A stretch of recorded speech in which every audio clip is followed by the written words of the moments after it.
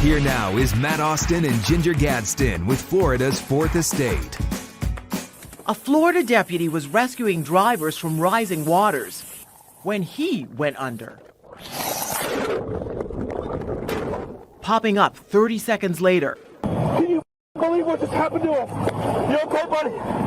Can you believe what happened to us? Realizing he and the man he was sent to save had both been sucked through a drain and underneath a 5-lane highway. Oh my God! Oh, thank you, Jesus.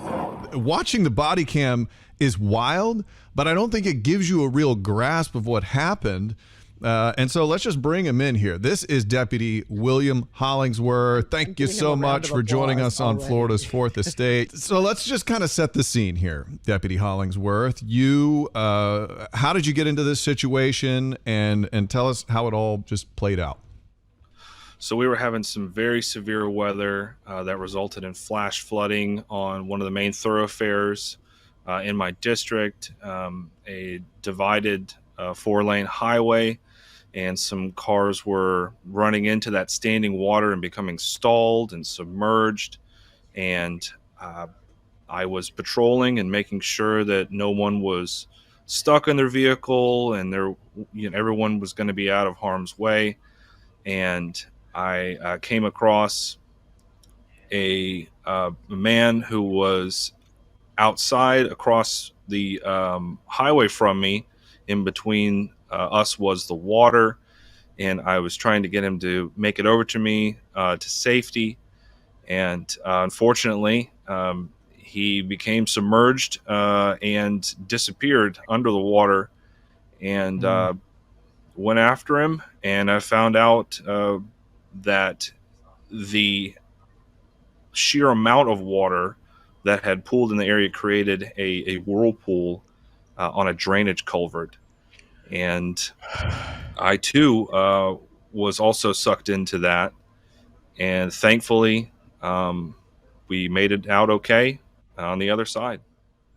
Okay, so that is the short and sweet version of Yeah, it. that was a very concise version. Because the version we saw played out, we actually let a lot of it play out on our air because we found it so fascinating.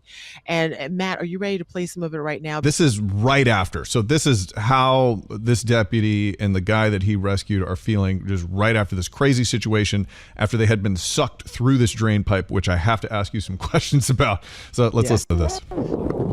Oh man, I got you. Hey buddy, I got you. Oh Jesus. Yes. Oh Jesus, buddy. Hey, David. Is it David? David. Can you believe what just happened to us? You okay, buddy? Can you believe what happened to us? Oh, just breathe. Just breathe, buddy. Oh my God. Oh, thank you, Jesus. Oh, God. Oh, Jesus, thank you. Oh, I died too, buddy. Suck me in. So my word, that is the reaction that you would expect from somebody who just thought they were going to die. Like, you had to think. So, okay, take me to the place. He gets sucked down. It could have been an alligator. He could have had a heart attack. Who knows why he just got thrown under the water. You go to the place where he was, which is extremely heroic, my man, and I appreciate you for that. And then you feel the power. You don't strike me as a small man. This water sucks you through the pipe. Like, can you feel what's happening to you as it happens? Absolutely. It wasn't until that I had brushed up against the edge of it, the concrete that kind of they put on the edge of the culvert pipe, that I realized why I was moving so fast under the water. And there was no fighting it. It just grabbed my legs and took me in. And you don't know how long that pipe is, right? Like, you as you're getting sucked through, you have to be saying to yourself, where am I going to end up? I really had no idea where or how long it was going to be, but I did know that I had no oxygen down there. The pipe was completely submerged in water, so I just had to hold my breath and hope that it was going to be a short ride. Well, let me tell you, just watching that, even for the casual observer, that was not a short ride. And I can tell that you're a man of faith, and also listening to your body cam, I can tell that you're a man of faith. That's right. Was there any point in that where you just sort of said, "Okay, it's out of my hands now. I'm just going to ride this to the end and see what happens." And you just thought, maybe I'll come out on the other side, maybe I won't. I knew I was in trouble from the moment I entered the pipe. Can't really explain it, but I had this feeling that although I was in grave danger, that if I were to just calm myself and keep my composure, that God would see me through it. And Mm. he most Are certainly you did. Yeah. absolutely? Are you thinking at this point? I know you're thinking about God seeing you through, but are you thinking about anything else? I'm thinking about my family. I'm thinking about not seeing them again, them not seeing me. Mm. Um, but I made it through, and I'm blessed to have that time with them. Absolutely. You know what I love about the video too? So you just go through this crazy experience. You get sucked through this pipe. You come out, I don't know, maybe 100 feet. You go basically if you don't know this area, he got sucked underneath a road through this drain pipe is what it sounds like. Came out into a separate body of water. Yeah. And then Sounds he like a gets stunt. Right. It sounds like yeah, if Evil Knievel did this, I'd buy it on pay-per-view. I'd be like, okay, yeah, I'll pay $50 for this, you know? And so you get out, but the first thing you do pretty much. Can you believe what just happened to us? You okay, buddy? Can you believe what happened to us? Can you believe what just happened to us? Like, did I just hallucinate that is what it feels like you're saying. And then you start looking after him. Are you okay, David? Like, can you believe, like, I mean, I'm fascinated by your response and your interaction with the guy who went through the same thing. Well, I was concerned. If he hadn't have gone through the same thing that I did, I probably wouldn't believe me if I told someone. So Right? I knew from personal experience what he had just gone through, and so I just wanted to make sure that he was all right. Yeah, I mean, I can't even imagine because if it had just been you without a body cam and you go into the office, guys, you're not You're not going going to believe what happened to me. They're like, yeah, right. Okay. So that being said, what kind of training, or is there any training that gets you ready for something like this? Well, we live here on the coast, so part of our training includes surf rescue, awareness in partnership with the county lifeguards, and we have a bit of that. But I don't think a whole lot of that applies to whirlpool drainage culverts where you can't escape from. I was going to say, if y'all trained for that, you train for everything. I'm impressed with the Scambia anyway, but that would be impressive even more so. What are you taking from this, my friend? Like after this situation, I feel like when you have a near-death experience, it sort of brings you closer to the things that are important to you. What does it make you think going forward? Has it changed your viewpoint on life at all? And has it changed at all how you maybe approach your job in the future? I'm going to go back to work and do the things that are expected of me. And I'm going to keep living my life with joy and enjoying my family and just being grateful for everything that God has given me. And it just reminds all of us, I think, like if I see you on the street and who knows what kind of day anyone's having, I would never know that you just got sucked into a whirlpool a few weeks ago. So maybe I might want to just be a little nicer to That's you. fair. But we That's can fair. just live our lives like that. Like, I don't know what that man's been through, but I'm just going to say hello and be kind to him. He might have been. Yeah, he might have been through a whirlpool or something. We have so many stories that end badly. Good to see this one end okay. Deputy William Hollingsworth sucked through a whirlpool, down a drainage pipe, came out the other side, and Looking thank good. you. We Looking appreciate good. you looking as good as ever, my man. Have a great one. Thanks for joining us on the show. From water rescue to rescuing the ocean, we introduce you to the Florida company making it their mission to clean up the world's waterways. Hello, everyone, and welcome to Florida's Fourth Estate. We live in a place that is surrounded by water, and very often, you hear about scuba divers going down and they find all kinds of crazy things. We have this one story of someone finding, how many cell phones do you think are on the ocean floor? Too late. I'm going to answer it. A lot. Well, I thought you were going to answer it. The answer can't be a lot. It's not scientific. That is scientific. And how many cell phones do you think are on the ocean floor found that are working? Too late. One. And we have the guy who found a cell phone. It was zipped up and it's still working. Yeah, that's right. This is Alex Schulze, and we found him because he found this actual working brand new iPhone on the ocean floor and then was able to return it to the person who lost it, which I'm sure that person was like, oh, what was that? I thought it was just out over $1,000. So thank you.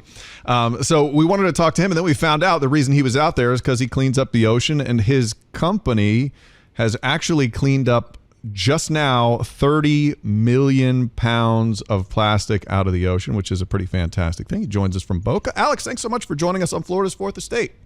Of course. Thank you guys so much for having me. I appreciate it. It's a pleasure to meet you guys. Oh, it's nice to meet you too. So can you tell us what happened? Is this a normal thing for you? I can't imagine you find like a perfect iPhone all zipped up in the case on the ocean floor very often. But tell us what you were out doing and how this all went down. So I'm the co-founder and CEO of 4Ocean, which is an ocean cleanup company. We employ full-time captains and crews around the world to collect plastic and trash out of the ocean.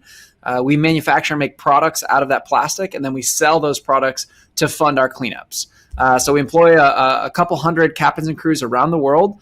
And just like you said, we're stoked. We just hit an amazing milestone of 30 million pounds of trash from the ocean. So incredibly stoked and appreciative of that amazing milestone. But recently came across, doing a dive cleanup here in Boca Raton, just cleaning up Lake Boca.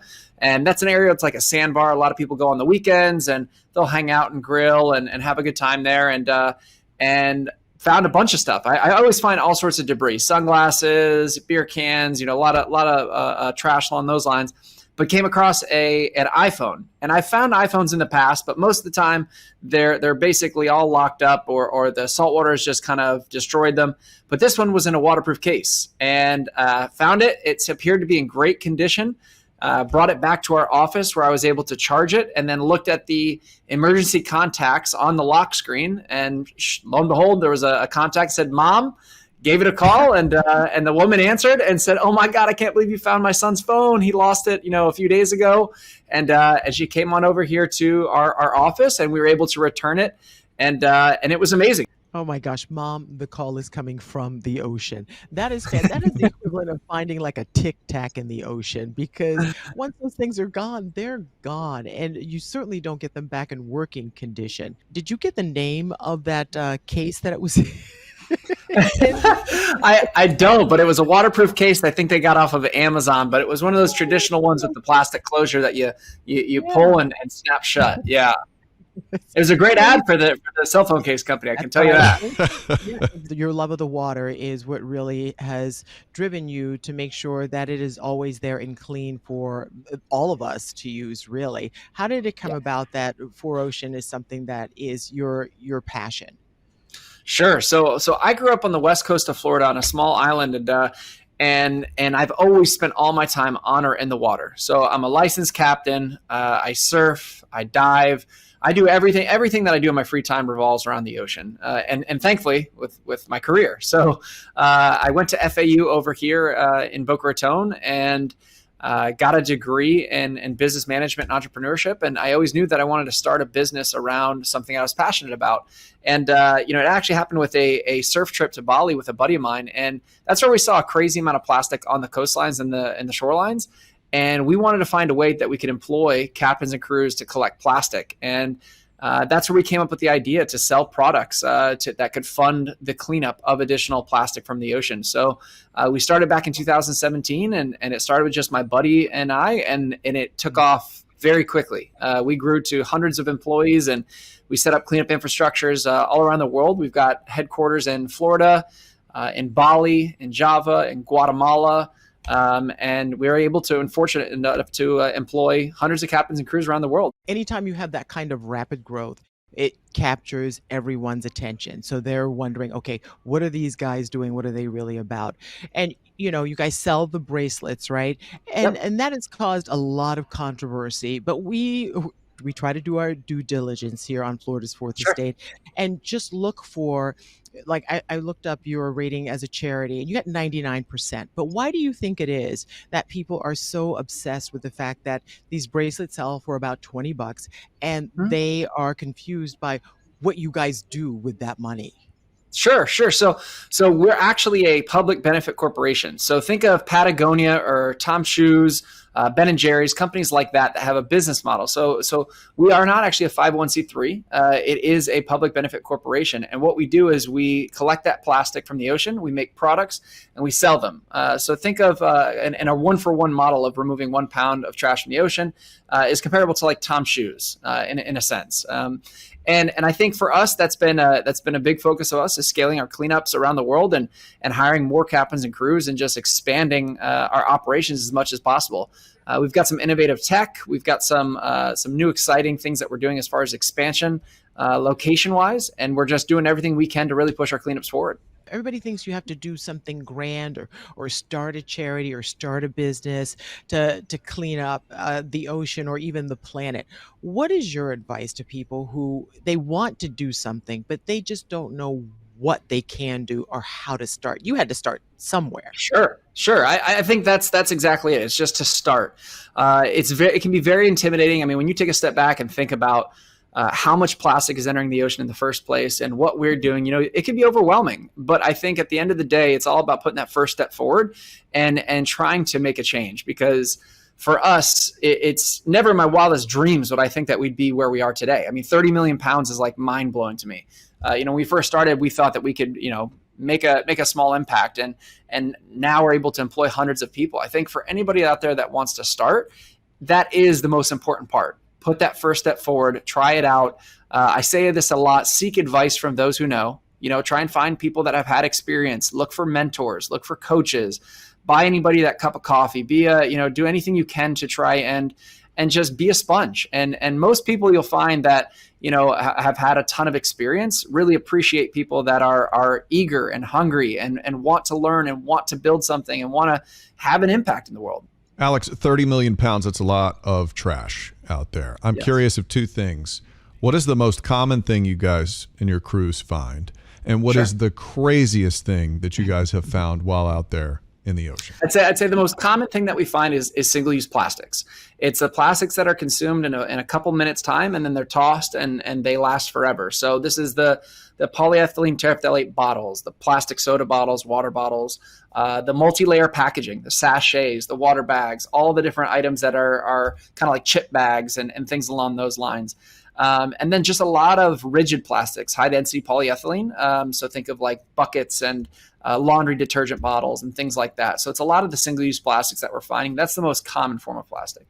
I'd say the crazy thing, we're definitely still waiting on that band of $100 bills. I haven't found that one just yet, but I'd have to say our crews actually have come across like a few dead bodies. Wow. It's been pretty heavy, out in these different areas. So that's probably the gnarliest thing that we found. But the coolest thing I think is this iPhone that works and brought it back though. Yeah. I was thinking, I don't know, we always have the stories of like a pallet of cocaine washing up on the shore. Yes. I mean, I don't know. No square groupers yet. No square groupers yet. No square groupers. Yes. Yeah. That's great. That's fantastic. Thank you so much for caring about our planet and especially caring about our ocean, because if you live in Florida, that's our bread and butter right there. We have to have it. We want it. Yeah, that's right. Alex Schulze, 4Ocean. Thank you guys. 30 million pounds of plastic pulled out of the oceans and one very important iPhone to somebody out there, I would imagine. Alex, thanks so much for being on Florida's Fourth Estate. Thank you, guys. Really appreciate you having me. Have a great day. And thank you for watching Florida's Fourth Estate. You can download it from wherever you listen to podcasts or watch anytime on News 6 Plus.